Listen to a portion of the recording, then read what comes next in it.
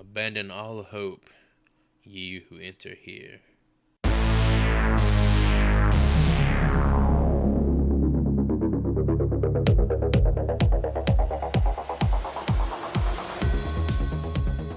This is the Horrible Film School. Take a seat, rip open those trapper keepers. My name is Chris Purdy, and I am here with Mr. Ryan Hootie. What's up, fella? Excited to be here today. And the big bro, Mr. Nasty, Joseph. What's up, beautiful people? Happy belated Valentine's Day. I hope everybody got a little bit of action. I think it's pretty sweet that we got to go to Old Paris for Valentine's Day together. That was very romantic of us. Even more romantic to be in the Catacombs. Yeah. Love that darkness. Today's assignment, 2014's as above, so below. Today's lesson, keep your feet on and above the ground. This was a random assignment as we failed to win our own make-believe game. So, Mr. Joseph, the duties are on you today, sir. All right, I'll go ahead and take the wheel. Let's hop in with the standby here. We're going to go with a couple fan reviews. And I thought I decided to mix it up. Let's mix it up a little bit this time. Let's go with the Rotten Tomatoes crowd. Oh, shit. See what they had to say. Ooh. We're not going to be getting any cool or funny or insightful, review titles, but there's a few bangers in here. You're saying this is the website for the plebs, is what you're trying to tell me. Not the I'd say this is more of what you consider like mainstream. normies. This is a normies type of review source. 2013 was peak Rotten Tomatoes as well. This might be the last insightful review written on Rotten Tomatoes. Let's hear it. Actually, these reviews are like 5 years after that, but Great. Let's go with that. Son of a bitch. All right. So, by a profile that's no longer active, we're already off to a good start. This was posted on March 27th of 2019. If the critics, not all of them, didn't have their heads up their asses all the time, they'd see so much good in movies and see the horrible movies for what they really are. Yes, this movie did kind of fall apart at the end, but it was the last few minutes of the movie.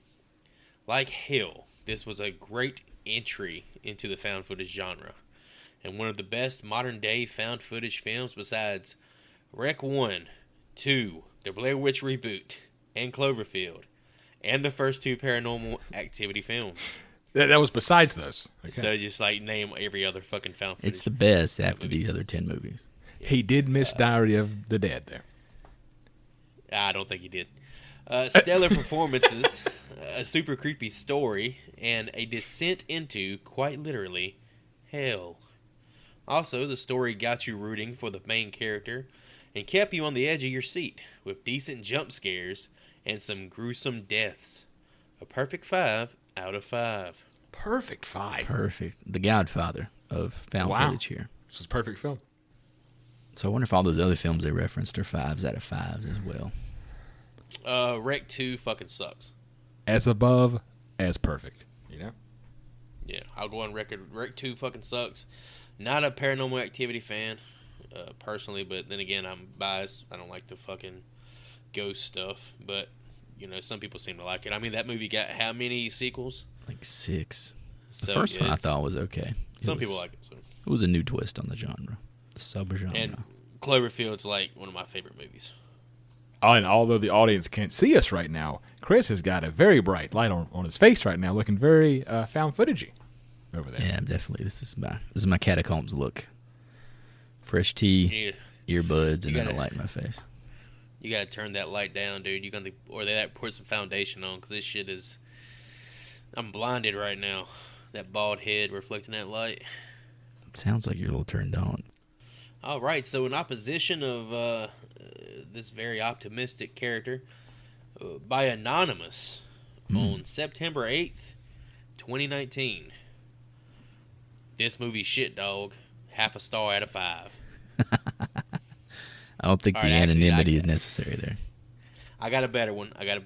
For the negative side of things. This one's a little bit more detailed and a little bit less harsh. I say by Chip M. on April 28th of 2021. I've certainly seen worse films, but I remembered pretty quickly why I avoided this one in the first place. Because the found footage / jump scare fest that plays out like a bad haunted house ride was already stale 7 years ago. Let's not revisit it anymore. Please and thank you. 2 out of 5 stars. 2 out of 5, though. They gave him some Much just more desserts. fair than this movie Shit Dog. Before we hop into this, the rest of the show, why did the found footage era have a 5-6 year window where it was effective, then it died, and now you can't do it again? I don't think nobody's even attempted it lately. As opposed to the slasher genre, or as opposed to the elevated horror genre that we're in right now. I think it's because you're talking about horror films, that's already a niche market. You're talking about a niche inside of a niche. When I think about horror fanatics, there's definitely a hard line between people who enjoy and despise these kinds of movies. And it's hard to keep doing these in a creative way, honestly. How many times have we questioned why is this person still recording these events in these movies, It's hard to keep it fresh, I guess. It's just like with anything else, gimmicks and flavor of the week stuff run their course. Because, Joey, I've known you a long time, and for forever you've been the found footage guy. I've definitely had my fair share of found footage. My feel. I think I've actually had enough of it myself. I mean, you can only do it so many ways before it's a retread, I feel like the only way it can be good anymore is if you have some new gimmick. I don't know if you guys watched the movie Searching a couple of years ago with John Cho. His daughter was missing, and the whole thing is webcams and cell phone cameras and navigating social media to find her. So that's a different way of doing it, which was interesting. I thought it was a pretty decent movie. But going forward, what's the next iteration of that? Is it Google Glasses or some shit that somebody's wearing? You gotta find different ways to move the camera that's believable and new. Wasn't there a period of time, and I know it wasn't as long as the found footage craze took hold, but wasn't it there was a few horror movies that revolved around the idea of your webcam and people having Google Hangouts. Yeah, it was the Unfriended or something. Unfriended, Dark Web. I think was Fear.com. It was a I don't think I watched any of those, though. Of those. Fads come and go, man. And I guess found footage was just another one of those fads. Thank you, Blair Witch Project. So, yeah, let's talk about the director. His name, John Eric Dowdle. He wrote this movie with his brother, but some of his past works. Wrote and directed the mini TV series Waco, starring Michael Shannon and Taylor Kitsch as David Koresh. Heard it's pretty good. I haven't seen it myself. I mean, with those two actors, it's probably going to be worth a watch. Also directed and wrote something not so good, the English remake of Wreck, titled Quarantine. I think we yes. we glossed over the connective tissue just settled in my brain. I see it 100% now. Glossed over that a little bit in our review of Wreck. So go give our review of Wreck a listen. Let's bump those numbers up. Also wrote and directed 2010's Devil and another found footage film called The Poughkeepsie Tapes, which is from the perspective of a serial killer that I hope we'll cover eventually, because that's actually something I would enjoy us talking about. A sad note that I had is that I apparently went through a very depressed part of my life to where I watched this film in theaters and I watched Devil in theaters. He's on fire. Yeah, I was a really big fan of this guy, apparently. Was that a Shyamalan production or something? It was presented by or something. He was attached to that somehow. I remember it getting a lot of traction for some reason. Devil had a big twist or some shit at the end, right? Yeah, they were all stuck in an elevator. Was that the setup? It did have a twist, but I couldn't tell you what the twist. Oh, the devil was in the elevator. There you go. One of them was the devil. Oh, okay. Nice. And he was Spoiler controlling alert the whole thing. Spoiler alert. Spoiler alert for that fucking I'll be film. picking this movie next. Scrap that episode. All right. Interesting factoids. I got one note here. Don't know if you guys can add to it, but the research for this movie was pretty scarce. This was the first ever production that secured permission from the French government to film in the catacombs. I'm not gonna lie to you. That's why I went to see. That I watched this in theaters was because of that catacombs aspect. Because the catacombs are fascinating. Was that like a viral campaign at the time or something? They were promoting it that way? I don't know about that. I just remember it was all over the trailer. I can tell that much. It was catacombs all over the trailer, and it's just a fascinating thing that you can actually walk inside of today. People go to Paris for love and all that bullshit. I'll go for the catacombs. Go for the thousands of corpses buried underneath their feet. Fucking thousands? You mean millions? I'm not a French historian. 6 million bodies. They say it in the Here film. we go. It's what it lies down there. It's above or so below, bro. And the fact you can just walk down there and walk around is just You it's can just take a fascinating. bone with you. Don't even know. I don't know about all that, but You stick a bone like your pants. Well, how do you how would you manage this? Like, you're going to send guards down there to, like, just walk around 24 hours a day? Fuck that. Imagine doing fucking inventory in the catacombs. yearly inventory. All right, count the I've been bones in calling the out for tunnel that here. shit, bro. It's like, oh shit, dude, I'm sick. That is true though, because in this film, not spoiling anything, they go down there and there's already like hobos and weird shit Right. happening. I could see it being a true event. You can't blow it up. If you fucking blow it up, your city's going to cave in, you know? Yeah, I if think you're just at kind one of stuck point with in it. time, and I'm not sure how accurate it is, but they say in the movie there's like 200 miles of underground tunnels under Paris. Makes me anxious. It's a lot. So I can definitely see people like living down there and just sucking the damn marrow out of these ancient bones. Snapping them in half, sucking the juice out. You know, fucking wine and shit just gets better with age. You over here just snapping bones and sucking it. Disgusting. I did see something about as far as the production. Big YouTuber apparently was part of the campaign to promote it. I figured you might know more about this guy than me, Joy. I think his name is PewDiePie. I remember that name. Apparently he went down in the catacombs for one of his videos and got frightened. Like it was a big gimmick to kind of promote the movie. So kind of interesting to see this might be one of the first instances we've seen of a YouTuber being employed to actually promote a Hollywood film. Yeah, that guy. I mean, I'm not familiar with his work. I just know he's like the biggest YouTuber, or was the biggest YouTuber at that point in time. I think it's that Mr. think Beast guy. now it's fucking North Carolina born Mr. Beast. He's from NC. That dude. I did not know that. Hey, Mr. Beast, if you hear me, here's a shout out. Bring a damn Mr. Beast burger down here to Maydan, Madison, North Carolina, brother. I'm trying to get me a burger. You said a shout out like he needs our help promoting his Shout out, his Mr. brand. Shout out, Mr. Beast. I think it's the other way around. Free Mr. plug. Beast, could you please plug us? We need to have a thing that says everybody who listens to this podcast episode gets $1,000, just like all his videos say. Yeah, Like, you from what I don't get understand, $1,000. his whole channel is basically like he contacts an advertiser and they're like, "We'll give you $50,000 to make a video," and he just gives that $50,000 away, and that becomes the video.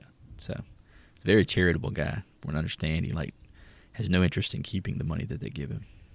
We could do like a Twitter giveaway because those things never actually happen. Hey, just say, yeah, what's XYZ1? Who's ever going to follow up on that? There you go. I need receipts. Yeah, our next Twitter giveaway, I have half a pack of Le Blue water. Oh, we got the good shit. I've drunk 7 out of the 20 that's in there, and we'll give away 13 of them to the next nice. one person that out of 20. So The way grocery prices are, be it's sure. pretty good. I have this tactic, it's self-checking. They don't have LeBlue in Virginia. Oh, they have it down here, buddy. Is that a local 20 brand? ounces as opposed to 16 ounces. Get Oh, fucked. got the big boy. Nice. Get fucked. Stay with water hydrated, get cups. fucked. And I have one last production note here, kind of interest, I think, in retrospect. This film was not screened for critics. Oh, they knew. Yeah, no They spoilers. No Eat shit, spoilers. critics. That's what they were No trying to spoilers. avoid, I'm sure. Eat shit, critics. You can't talk about this movie to anybody. So I dived into a little bit of research here. I couldn't find a documentary because, I really wanted The that. movie is a documentary. Well, Yeah, it's what are you also talking about? true. This is found footage, dog. But there is so much religion and Catholicism, and just there's a rabbit hole of this film that you can go down. Right.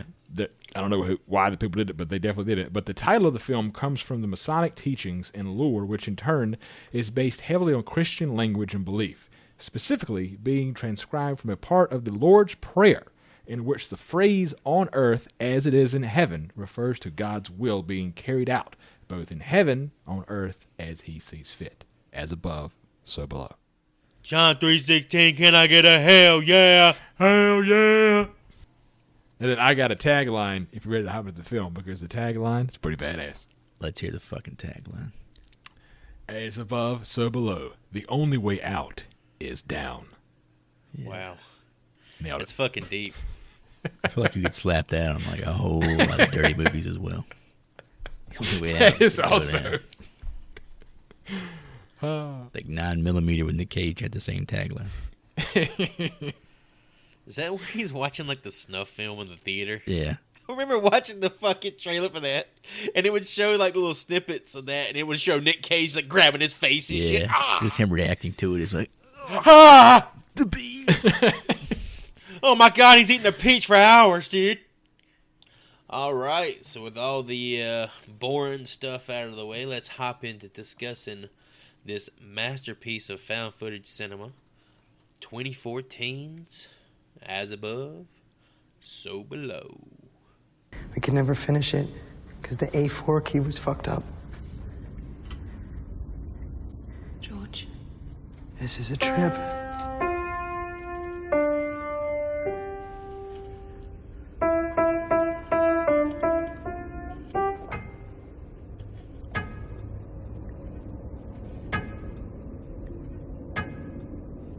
What's going on?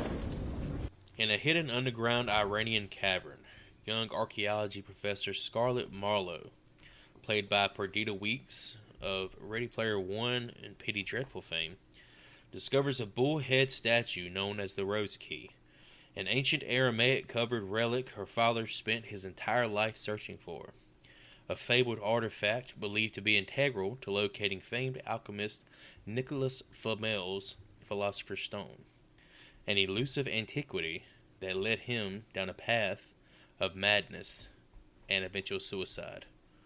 And that's not Flamel I'm talking about, that's her dad. Barely escaping with her life as the caverns are demolished around her, she, along with a documentary cameraman / host named Benji, head to a church in Paris to find her friend, colleague, old fuck buddy, George, who specializes in Aramaic translation and studies. After inspecting Flamel's tombstone, and with the help of Scarlett's father's journal, the trio come to the conclusion that the location of the Philosopher's Stone can be accessed through the famous Catacombs de Paris, the Paris Catacombs, which houses the skeletal remains of several million Parisians. Upon taking a tour of the catacombs with a group of tourists and discovering where they'd have to venture within the crypt to find the stone, Benji and Scarlett are told by a young local of someone who can get them to the off-limit area they need to get to. A man named Papillon, who frequents Club La Choquez. You have to find Papillon. So I had some questions pretty early I on. have a lot of here. questions. As soon as I heard the name Nicholas Flamel and the You thought of talk fucking Harry Potter. of the Philosopher's Stone, I was waiting for Harry Potter to come zipping by in a fucking broom. I did not know that this was an actual, like, historical element thing. I thought this was a fabrication of J.K. Rowling and Harry Potter and the Sorcerer's Stone. Wasn't he and, like, Aleister Crowley, or wasn't Aleister Crowley another, like, alchemist or some shit? Yeah, Or but he was just more an like a... occult? Yeah, he was Like more a like a cult cult figure. style. I think this guy was an actual, like, chemist. Like, he actually had, like, a respectable career as an alchemist. Yeah. Could be a hot take, but I've read The Alchemist. A little overrated, in my opinion. Well, I do see that one, like, referenced a lot. Like, oh, you should read this. Like, athletes. I did. Athletes, Aaron Rodgers loves it. and that, and I had another question here. Is this Tomb Raider? Question mark. Because this Oh, woman jeez. is Lara Croft, And the whole fucking premise of Tomb Raider is her looking for treasure, but her dad died trying to find it. Is this the same fucking story? Because her She dad fucking was speaks like 7 languages, 3 languages that are dead, 4 languages that haven't been discovered yet. It sounds like Laura She Croft. fucking knows everything, bro. She is like, she has the makings of what some would consider a Mary Sue. She just needs like physical power, and she would be Laura Oh, Croft. no. She is a black belt in like Muay Thai or Krav Maga or She some does say shit. that. Crawl McGraw, what the fuck is that? Like alligator Tim wrestling? McGraw. It's like Tim McGraw's like karate style. That's badass. Indian outlaw style. Also, I believe, and I may be mistaken, but I think you skipped over the cameraman Benji, who plays him. I talked about Benji, but Who plays Ellie- Benji? That is Edwin Hodge, who you may All right, know are we done? from The Tomorrow War, The Purge, and the fucking classic Big Mama's House. The hell is he in Big Mama's house? Is he a Classic. child? I hope so. I don't know. Jesus Christ! I just had to get Big Mama's House on the If show. anything, I skipped over George, George. who's played by Ben Feldman, who's actually a good actor. Madman guy is what I call him. Mad Men. He was in fucking Silicon Valley. Had a bit part in Cloverfield. Richie from 2009's Friday the 13th failed reboot. I still gotta watch died- that. Man. We're gonna get Died there. via. Oh, we'll get there in like 9 Hey, years. don't be spoiling his Died- death. Well, he dies, obviously. I mean, Okay. shit, Friday the so 13th, Friday Chris. the It's 13th shocking. I movies. understand. If It's you're not a a crossbow girl, to the fucking eye, then I don't care. if you're not a girl who doesn't show her tits, then Edwin Hodge was in 3 of 5 Purge movies. Hootie, not Oh. just one Purge. Legend, man. He's Apparently he a, doesn't get purged. He's He's what's a called fucking. Survivor. Survivor. He's definitely a alumni of the Purge films. Had another note here. I don't know if, well, it's I guess a personal take. I don't know if this is true or not. Do you guys have any prior exposure to a character named Papillon? Like the actor, The character name or Papillon. just the name Papillon. Yeah. Anything there- Is that in fucking Harry Potter too? No. Isn't there a movie with Is that like a fish? Is that like a fish in Harry Potter or some shit? Steve McQueen named Papillon? Right, yeah, it's a Steve McQueen movie where he plays a character named Papillon. So I was wondering if this was kind of a tip of the cap to that. Definitely does not look or act like Steve McQueen. So I would hope. that's just the extent let's- of my knowledge of French culture there. Let's hope that it doesn't connect to Papillon. I wonder if Papillon is like a really common name. But I mean, the whole in movie is about him escaping France. prison as well. So I was like, maybe this guy's like an escape artist, and that's why maybe Papillon translates to something that I'm unaware of. I always like these movies where they're down in the catacombs, and George and Scarlett see this dude sitting there just by himself. He says, "Find Papillon." They look back and turn back around. He's gone, and everybody's just fine with that. you Yeah. know? I did That's notice just that. cool. I was like, is this ghost what's going on here? And then we have a lady who's kind of tracking them through the club I like from freaked me out. outside. It's never really explained as well. Oh, we see her again. It's not, but it's one of those things you kind of leave it up to the audience to make assumptions about her role later on in the movie. There's like some thematic interpretations here that I'm just too stupid to understand. No, I think it's left open for interpretation on purpose. And Hootie, damn, you over here talking about I'm throwing shade at Benji when you just totally neglected that he's the one that goes into catacombs, not fucking George. It wasn't George. Yeah, you're right. George doesn't- Sorry. Yeah, he doesn't like going into the catacombs. right. We'll He talk said- about that. He in a bit. knows it's a bad idea. Yeah. Sorry, Benji. You already don't get any FaceTime in this fucking movie, and now Hootie's throwing shade, bro. Well, he doesn't get one particular spot. I would say of all the found footage stuff we've covered, he definitely gets a lot for a cameraman. Usually the cameraman, like Pablo. Did we ever see Pablo's face in record? We saw his shoes. Oh, I think that don't was it. remember. I think you see it like you have to see it once. They always do that in found footage. I have no movies recollection of his face. At least one time. I vividly remember his shoes. And then Blair Witch, we see them because they hand the camera to each other. So that's a little bit different. But for a cameraman, I think he does get quite a bit of screen time here. Can we talk about Papillon's hair? Papillon. The most fucking perfectly symmetrical hair He has some I've ever sexy. seen. He has some sexy Jon Snow hair going on. He had some big ass bangs. Coiffed. It was very coiffed. Oh, I kind of it's Hootie mentioned the bangs. It does have like a Skeet Ulrich scream vibe to it. He looks like a fucking Pokemon character with that haircut. We talked about the skeet bangs, how everybody wanted them back in 96. It's like anime. It's anime fucking hair. He's French, man. He's sexy. That's one of those haircuts that if you actually wore that in the real world, people would laugh like hell at you. My ass, if you was in the mid to 20 teens like this guy, you would have got so much pussy. He's French, though. That's a different level. They're lovers. You know they got some crazy STDs over here. They ain't made the way to the States. You fucking know it, bro. All right, on that note, let's continue. On that infectious note. Later that night, the trio make their way to La Choquette, and after a bit of haggling, Papillon, played by Francois Seville, he actually was in the movie Frank. I fucking love that movie. With Fassbender? That was a good one. Yeah, Fassbender and Gyllenhaal, dude. Side note, Fassbender's new movie, directed by my favorite director, David Fincher, called The Killer. Got a release date for November, I think, this year. So, how about that plug? Looking forward to that. Be watching that one. But Papillon and his spelunking crew of Zed and Suxi join the expedition. The gang of 6, now equipped with gear for the journey, minus any for George, who's just there to see the group off, head to the super secret and super illegal hidden entrance to the catacombs. But not before Papillon drops a sweet tag on some graffiti outside. Pap, baby. Pop. P-A-P exclamation point. Pop, baby. Before George can say his goodbyes and wish the group luck, Papillon is tackled by a French policeman who chases all 6, including the reluctant George, into the tunnel. After trudging through some water and by some more dope Papillon graffiti, the explorers encounter a group of what seem like cultists, chanting and singing with their tits out. The team comes to a fork in the road, or a fork in the path, excuse me. Version that I saw.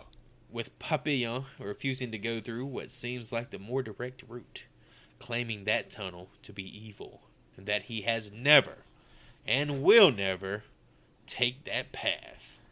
How did you guys feel about the policeman coming in like Hall of Fame strong safety Troy Polamalu in that fucking scene? They fucking dead silent, too. Oh, yeah, he's fucking sprinting. I wish Full Jason fucking Voorhees speed. had this power. If he did, he would be fucking undefeated.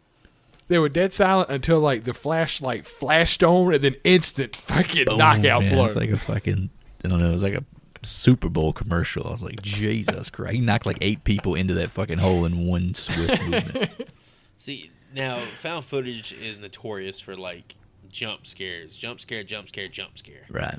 And it's understandable because it's from, like, a first-person perspective. This was actually a good use of a jump scare. It's not cheap, I don't think. It actually, like, progresses the story. Watching this sequence as they're like getting prepped to go into the caverns or into the catacombs, and George is like tagging along. I know we, as the three guys watching this movie, knew the motherfucker was going to end up going down there, right? Did you believe for a second that he thought he wasn't going in there? I don't know if he was trying to sell it, but it just never came across that way. No. Well, his reasoning to not go in there was sound. But he kept going like further on the path. I was thinking, obviously, this I think dude's in the trying back to of get his inside. mind, he wanted to go. You know, he in the back of his mind, he cares about Scarlett, and he doesn't want her to, you know, go with this group of strangers. But I also feel like it's kind of the power to pussy type deal. That's what I'm saying. Is he really trying to go inside of her? Is that what this is really about? Is she How the about catacomb? that? How about that right there? Is the juice worth the squeeze? The crew roll up their sleeves, and instead of taking the more logical route, they crawl through a claustrophobia-inducing narrow corridor littered with human bones. After Benji's big ass gets stuck and freaks out, a cave-in forces him to get into gear, and the 6 manage to make it through unharmed, only to discover they went in a circle. Now back where they started, much to the disbelief of Papillon and anger of Benji, there is only one option: the tunnel that people don't come back from. The tunnel of evil.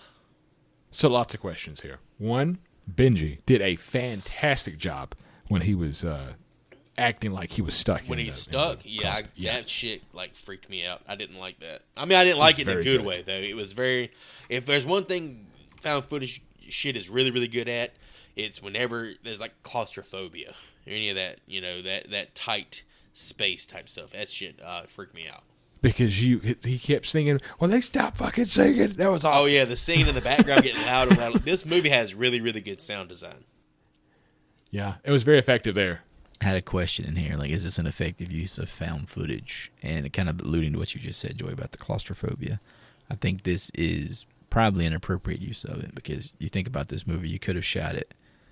You come up with the idea for this, there's two ways to do it, basically. You want to do found footage, or you want to shoot this conventionally, right?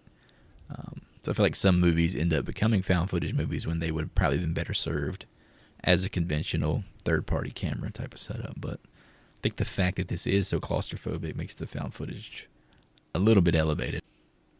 The Descent was not found footage, right? No. But I do feel like eventually this movie does get to a point of, why is this still found footage? Right, yeah. I mean, that's why I had a question. Yeah. Like, is this an effective use of it to a point?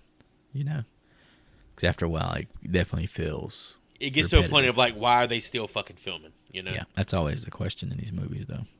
From what I picked up on, they have like an early version of a GoPro, it like inside of their headlamp. So in actuality, they can't cut off the light. The headlamp cameras were pretty cool. I did like that touch, because it kind of gives you like the POV style, almost like a first-person video game or something, At what point did they become possessed by whatever entity this thing is? Who became possessed? Well, clearly, like, there's some spirit fucking with them, because it literally just got through going into a circle back to where they were. So was it when they crawled through the River of Bones? Was it when they actually got into the catacombs? Because where did the singing women come from to begin with? Like, I'm just confused on at what part they became possessed by this entity. At what point they entered the haunted house is what you're asking. Yeah, what was the point of entry for the actual... Oh, I don't get it for myself, the supernatural because aspects. I always thought how that would have worked is when they went through the tunnel. The tunnel that was like sealed up and they had to break through. Right. That should have been the point when shit started popping off. But it happened right before this. I mean, the cultists... I guess the cultists were really there. Like, that wasn't just some, like, figment of your imagination. But as you said, as soon as they crawled through the bones, it was, like, supernatural, and you were going in a circle when there wasn't a circle to go through. Initially, I was thinking they disturbed human remains. I think the human remains being disturbed, considering that it is the catacombs, makes the most sense. But again, they said they had done this before. Kind of erases that logic. If they've done this, then what was different about this particular instance of it, They said, we always take this path. Good point. He always crawls over the River of Bones. Always. Do it all the time. So what was different this time? Maybe Who it was the replacing cultists. these rivers of bones? They were very high. Like, It's they're true. fucking literally up to the goddamn ceiling of this little corridor. Who was on bone maintenance to where they're fucking shoveling all the goddamn bones back into this hole? The tunnels could like shrink and expand, right, based on heat and humidity and stuff. Just like a door in your house. Down the tunnel, the unspeakable evil tunnel, an already fractured group become even more weary of Pop as they find a tag of his on the walls, somewhere he supposedly has never been. I thought you'd never been here before. Oh, dude, they was ragging his. He's fucking like he's sitting there. Oh shit, bro. What's cool? I don't know if you noticed. All his other tags they ended in an exclamation point. Oh, This tag ended in the 3 dot bullshit. Like, what's that called in English, Chris? Is there an Ellipsis. ellipsis? 3 dots. Ellipsis? Is that the I one hate where them it's dots like so dot, much. dot, dot? Yeah, This one ended in an ellipsis. like a continuation, like it's calling him almost. Yeah, it's pretty great. Papillon. Before the crew can make sense of it, they hear something even stranger. A phone ringing. Further in, they discover a piano that the group dismisses as part of a cave-in from the street above. But oddly enough, it's similar to one from George's youth, right down to the broken A4 key. It's because they wrote down the actual. It's awesome. Yeah, what's that? What'd you say? I was going to ask you to write down the actual key that was broken. Yeah, fucking yeah, brother. But we always had trouble with A4. Freaked out and unable to understand what's happening, Scarlett takes off in the direction of the ringing phone. the voice of a man asking her why she won't talk to him on the other end. The madness continues after she hangs up, with the discovery of the spelunking group's long-lost friend, Le Taupe, a.k.a. the Mole, emerging from the darkness. Unseen and considered dead for 2 years within the catacombs, the Mole leads the group to what he says is the way out, as the cave system groans and cracks around them, threatening to collapse at any moment. After following him for a while, Le Taupe leads the six to a well, explaining the only way out is down. The crew make it to the bottom mostly unscathed, aside from Benji's rope-burned hands from a broken carabiner. Some more freaky hallucinations and unexplainable sounds, mixed in with some ancient Goonies-style riddles later, they find themselves at a dead end within a tomb of an impossibly well-preserved body of a Knights Templar. We get to meet our old friend from 2 years ago who went missing, probably dead. Nobody, and I mean nobody, touches this dude. If this was your real friend and I saw you for the first time in 2 years, no fucking body touched him. And then he shows him the devil's asshole and says, you have to go down there to continue on this exit. And nobody questioned it. Everybody was like, oh, I guess we got to go down. Man, what do you do at that point? Like, you're obviously Benji's like, he's the closest thing to us as far as somebody who's like, fuck this shit. Like, how do you, everyone else goes down there, what do? You just sit there and wait? The fact that Benji is holding the camera and watching this shit happen through the camera allows him to, like, distance himself from it. You know what I mean? Because it's like he's watching this play out. I mean, he's there, obviously, in reality, but he's watching all this play out through a camera lens. So he can kind of disconnect and not, you know... Because he's the only one that's freaked out by any of this shit that's happening, really. Like, everybody else is kind of just pushing forward and going along with it. Like, what did this fucking dude eat for 2 years? Like, did no one even, like, question. Just take 2 seconds and think. I mean, there's no way this dude's alive, right? Obviously, at this point, we're in some kind of supernatural funk. Oh, yeah. This is, well, watching this movie a few times over, and listening to some smarter people talk about it, and kind of piecing it together. Apparently this movie takes a lot of inspiration from Dante's Inferno of the Divine Comedy. Like the rings of hell as they descend. And yes, and from my understanding, what they're currently in is considered like the first circle. The first circle of the 9 circles of hell is considered like purgatory, limbo. Limbo, right, yeah. And because Le Taupe, a.k.a. the Mole, doesn't have any, like, nefarious transgressions, he's in limbo. You know, he hasn't been... He's trapped waiting for judgment, right? Yeah, he's not in a certain circle of hell based on what his past sins are. So that really is him there. No, he's in limbo. It's like it's his spirit, his soul. Every time we review one of these movies that, spoiler alert, it's not the best film out there, they always have like this super deep backstory of this is a connection of Dante's Inferno and the 9 levels. I mean, good God, dude. I guess you get so into like your themes and your ideas that you forget about putting the pudding on the screen, you know. I can see that being the case. Things that people pay money to go see for horror fans, you know. See, now in contrast to you guys, I think that's like one of the better parts of the movie is the fact that it's more than just surface level, you know, boring cliche horror. Like, in all honesty, the Dante's Inferno shit they're doing here is like the only thing that makes the movie unique. Otherwise, it's kind of bland and boring.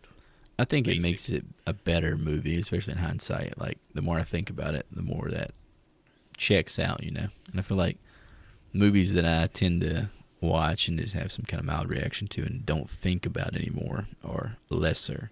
And I will say this definitely, with more information, is more interesting. So I'll give them that. They definitely put in some groundwork here. Yeah, thank you YouTube people who are very, very, very much smarter than me. Gotta love YouTube, who helped man. me see the light. Investigating the room eventually leads Scarlet to an adjoining chamber through a water passage. Here she finds gold and riches beyond measure, and that which she seeks most, the Philosopher's Stone. Joined soon by the rest of the pack, Scarlet pockets the alchemist's tool, while the others break open a door to more trinkets, triggering a trap and causing yet another cave-in. Almost everyone escapes unharmed, aside from Suxi, who gashes her arm, and the mole, who is nowhere to be found. Nobody asked either. No one cared. They asked like one time and said, "Fuck it, no, you can't get to it." Unable to move the rocks for fear that the stones would shift and entomb them, they're forced to leave the taupe behind once again, along with almost all of their supplies now trapped under the rubble. With a little help from old Nicky Flamel and his stone, Suxi's wounds are healed, and the remaining survivors discover a way out, down further still into the unknown. I did like the fact here that they had kind of addressed the headlamps. They were like, we need to conserve battery life. We just lost all of our food, our batteries, so everyone turn off your lights, basically, except for one person. But it never becomes an issue, though. I was kind of annoyed with that throughout the movie. Like, they acknowledge it here, but you never have a moment where, like, your lights go out or things are flashing. I felt that was kind of a missed opportunity. Yeah, it's 2014, man. I understand fucking Rec did it and Quarantine did it, like with the attic scene where they're having to use, like, night vision. You don't want to retread, sure, but fucking use it, you know? Yeah, it's there. It's obvious. It's a good scare. We're in the dark. We're in a cave. Yeah, let's turn the lights off for at least one scene, you know? And has she read the wall inscription yet? Yeah, I didn't go over it. I figured we would talk about it at this point. Okay, good. This is pretty much because when she reads the wall inscription that talks about the entry to hell or whatever it says, she says the movie title, I think 4 times. As above, so below. So below. George, as above, so below. Yeah, they definitely took the title right out of the script here. This was not a brainstorming event as to what we'll call this. They just took it right off the page. Yet again, everybody's just cool with going deeper and deeper and deeper. Well, at this point, they're kind of getting pushed, like by every cave-in is pushing them to whatever exit they can find, which are always just naturally further into the ground. The well, though, they did that with intent. That one was the one I was like, all right, let's think about this before you go down this fucking hole. The well is also like a big part of Dante's Inferno. That's how they, I think what I read, because I actually read this part, didn't just have someone on YouTube fucking tell me. They use it to go between, I think, the 8th and 9th circle of hell. Like, so this is like they're having to keep going down to get out. So this is like this is more Dante's Inferno Divine Comedy stuff. Passing through yet another tight corridor along their bellies, they enter what can only be described as an almost mirror image of the room above.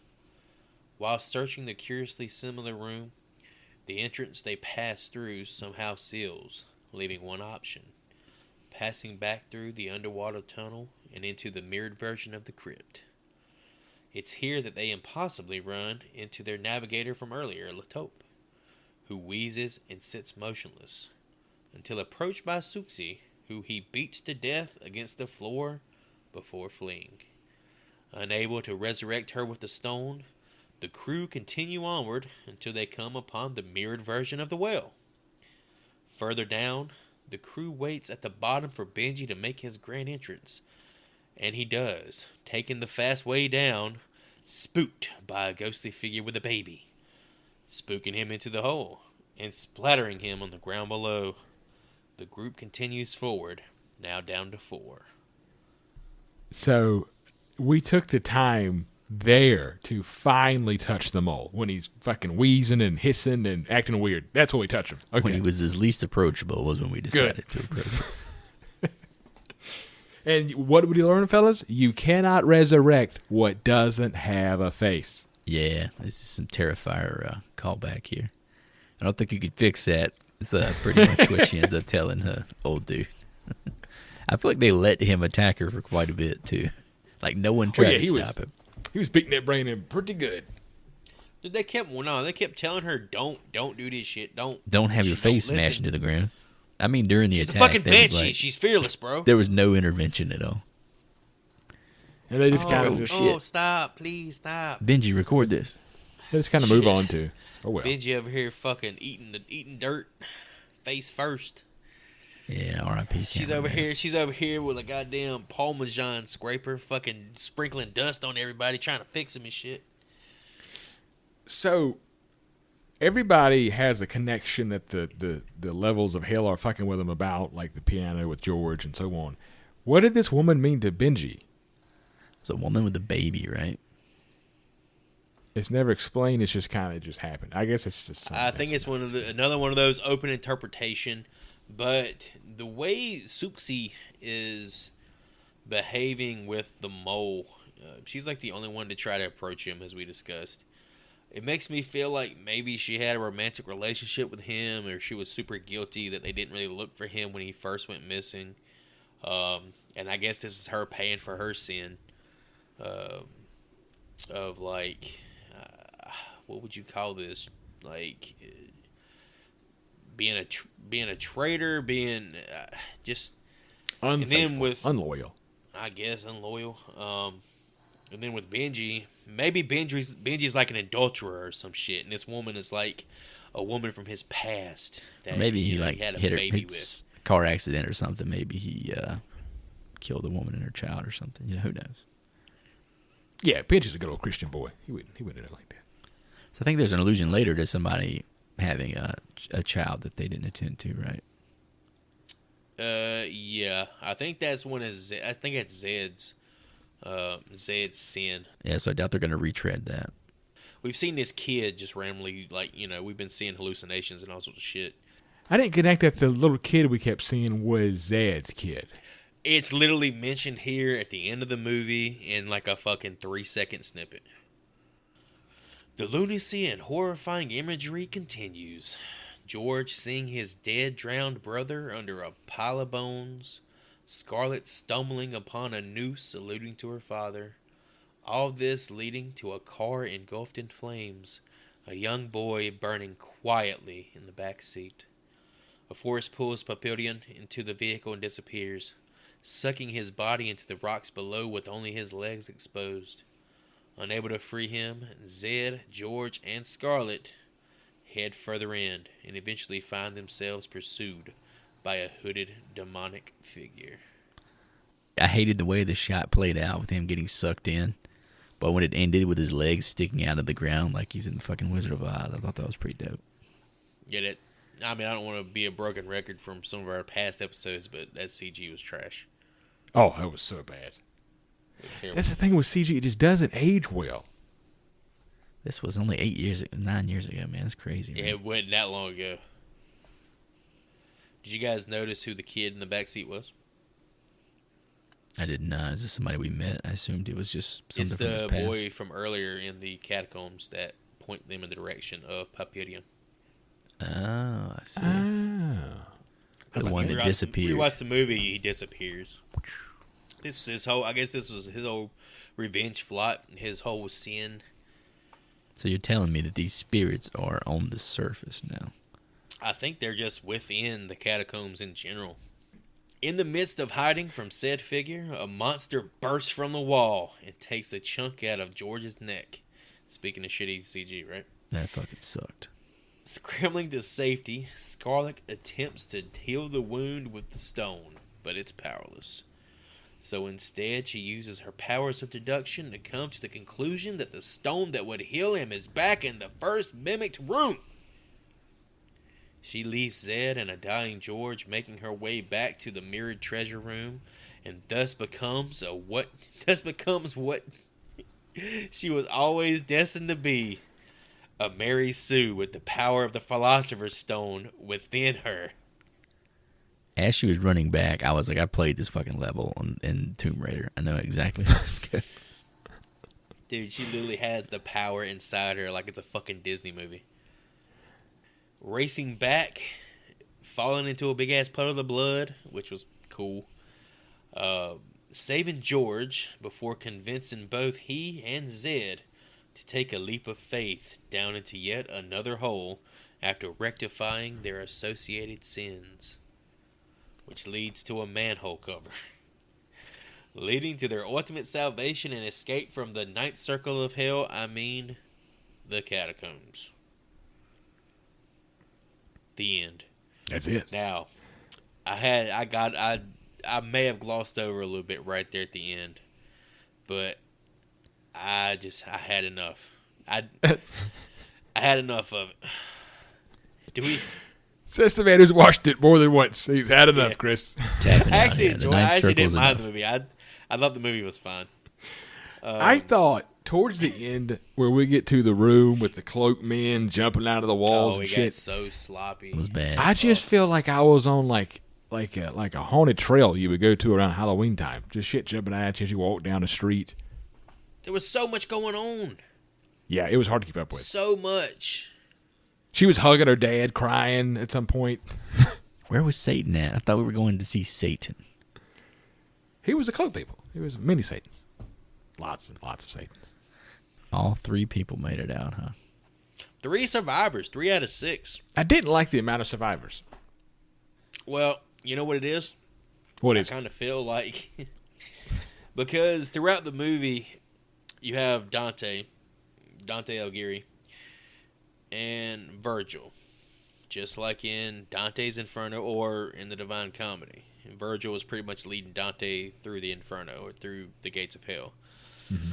I think it's set up to where Scarlett and George mimic Virgil and Dante. However, this is a fucking found footage movie. Somebody has to survive to hold the camera and to make sense of like how this is being filmed how we're seeing this at the end. So I think they wanted to kill Zed off, but somebody had to fucking survive to film this shit. And it could have been Saying either one of they those needed two because a voyeur. they had to be on camera. You know, these are the stars of the movie. They have to be on camera. I got one last thing I want to ask about here. The moment at the end when they think they're about to get it and they say to each other, when we were together was the best time of our lives. How did you feel about that delivery? My God. It was I felt terrible. Nah, my ass. That shit was heartfelt. I believe these two was fucking long before this movie came out. I didn't realize they had fucked up until that point, honestly. I thought the actress who played Scarlett was awful. I hate to say it. I did not enjoy her one bit. I didn't buy the exchange there of, like, they didn't even say I love you or kiss or anything. They were just like, that was Like, the best week in of my life. comparison to what, though? I mean, we're watching, like, campy horror. Did we ever see the Eiffel Tower? Why would we see the Eiffel Tower? It's in the catacombs. It's on the poster very It is prominently. on the poster. Yeah. Oh, yeah, that's so you know it's Paris. That's how you know, Chris. Come on. You can't show the catacombs and expect your fucking normal smooth-brained American to know it's Paris. What if you see 2 guys Eiffel Tower in the background? Yeah, there's 2 men and a woman at the end. That's what I'm saying. Was that the Eiffel Tower? Oh, look at that. Look at that. Nailed it in there. I got it in there. Goodness. I had a note that I forgot to mention earlier when Benji, to go back to my boy Benji, and I want to pound this man to the ground, much like he was in the movie. He falls to his death. He's a splatter man there.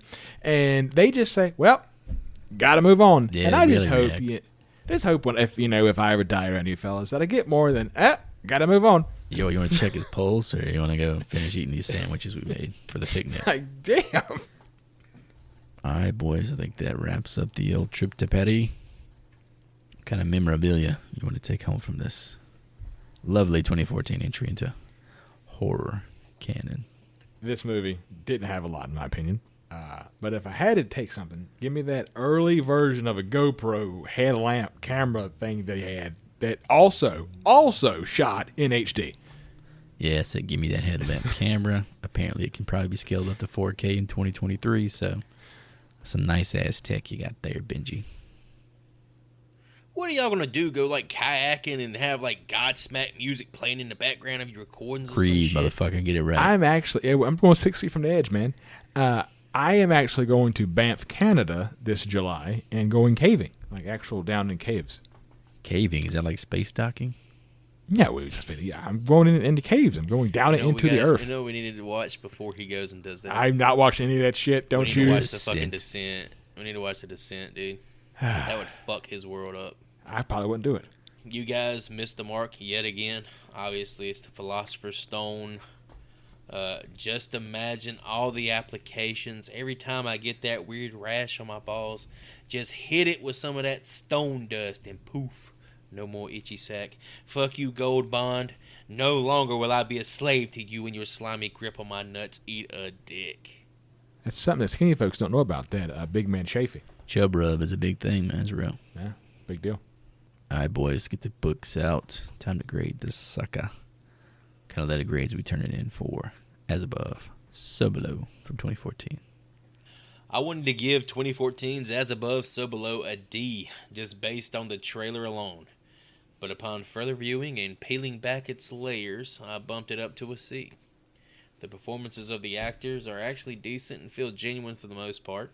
The environment of the Parisian catacombs is really intriguing, as it's just a naturally creepy environment in general, and that creepiness is just amplified when the idea of it leading to the gates of hell is introduced. Basing Scarlet's quest around the mythologies of Dante's Inferno, it makes what could have just been a Descent clone feel more original. The film does unfortunately fall for the found footage trap of too many jump scares that create artificial tension when it isn't needed. There's already plenty of tension here with the great use of sound and the atmosphere and the haunting imagery. In my opinion, it just cheapens the horror and makes a movie with a unique concept feel generic and cliched.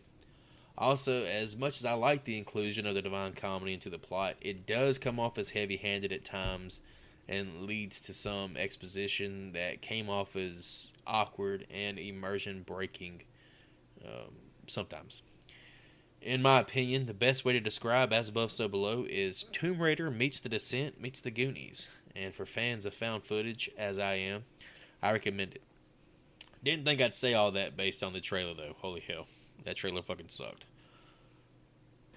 As Above, So Below is a film I caught in theaters way back.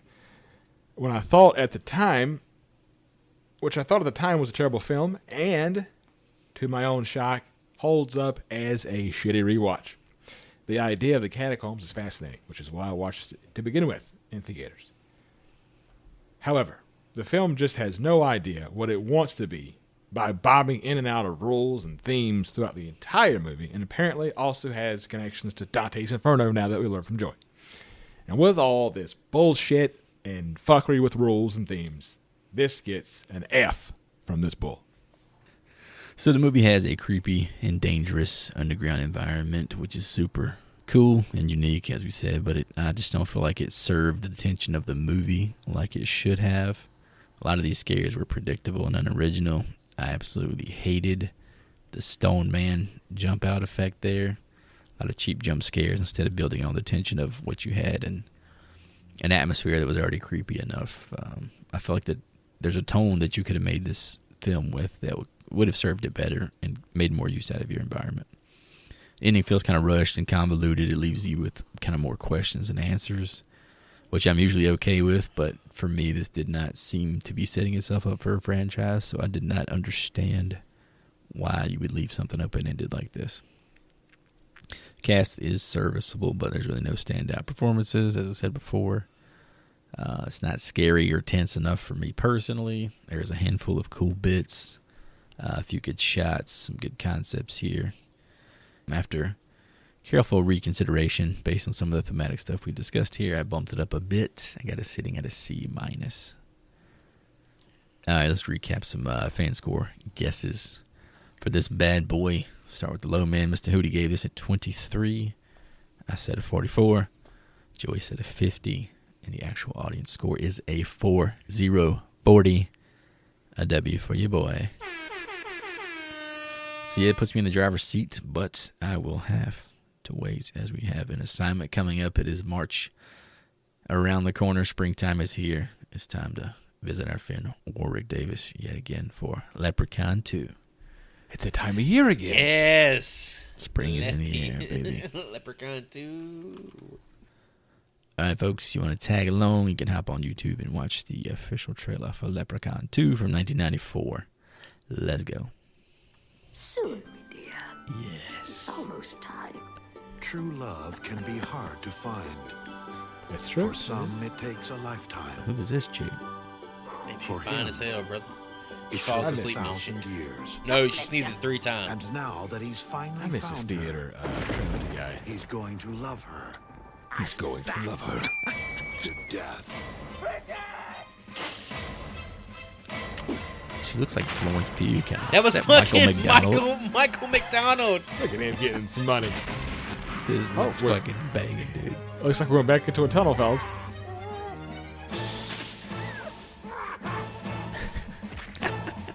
Did you hear that sound effect? Oh, look at that. Special powers. Kiss me. I'm Irish. So this movie, like, in terms of developing the character of the Leprechaun, is like equivalent to, I guess, Nightmare 3. You're starting to get a much more comedic portrayal, instead of like a horror portrayal. There was no It's horror so- in that it's at so all. fucking That looked good. like so much fun, dude. It looked like a good looks change of pace fun. from the laugh. We coming from Terrifier 1, 2, and then what we just watched. Give me Leprechaun 2, baby. Let's go. So we got nothing at stake here, boys, but for the hell of it, with the luck of the Irish, let's take a guess at what this might be sitting at on Rotten Tomatoes per the audience fan score. If this shit is anything less than a 60, then people need to have like their opinions censored. I'm going to go with the Ray Lewis. Let me get a 52. I'm going to go 72. Alrighty, folks. Thank you for listening. Check out the website, horriblefilmschool.com. You'll find links to all the podcast platforms, all the social media, all that good stuff. Give us a follow, leave a review, send us some Duracells for our headlamps. I'm going to say goodbye and offer my support to women enchanted with the magic of resurrection stones. As always, if you're hearing our voices, tell at least one person you know. Spread the love. Spread the campaign. And if you go to the catacombs, don't go looking for rocks and stones and shit. Just go enjoy the catacombs. And enjoy Perry. And I'm out. Thanks for the likes, follows, listens, shares. We appreciate your time and your attention. Join us for our next episode where we hang out with our buddy Warwick Davis in 1994's Leprechaun 2. We'll see you in the next one. Class dismissed.